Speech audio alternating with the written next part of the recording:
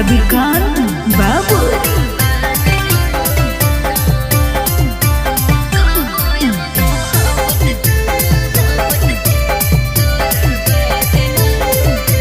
Music by विकास राजा।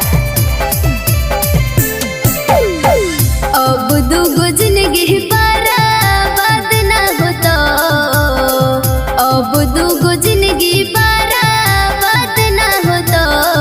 जो पगला जे तू कहली तोरा याद ना होता, कबो अब मोहब्बत तोरा बात ना होता।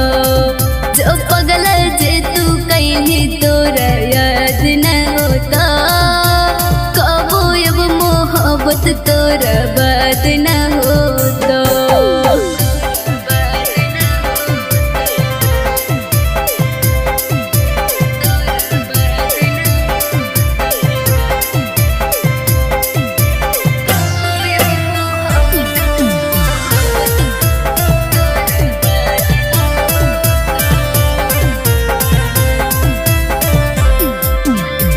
प्यार से तू प्यार करके दे दे निगाम रे, कैसे के जिया हियो बेवफा सनम रे। प्यार से तू प्यार करके दे दे निगाम रे, कैसे के जिया हियो बेवफा सनम रे।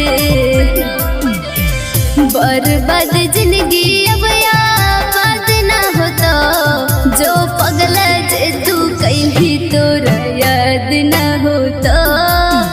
कबो अब मोहब्बत तोरा बात ना होता, जो पगला जे तू कहली तोरा याद ना होता। कबो अब मोहब्बत तोरा बात ना होता। सबनम राज म्यूजिक की प्रस्तुति।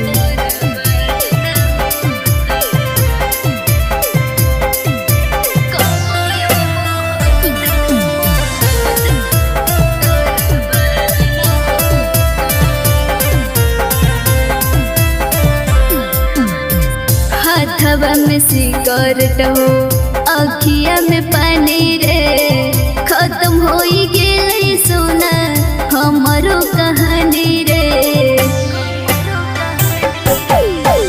हाथवा में सिगरेट हो, अखिया में पानी रे, खत्म होई गेले सोना हमारो कहानी रे।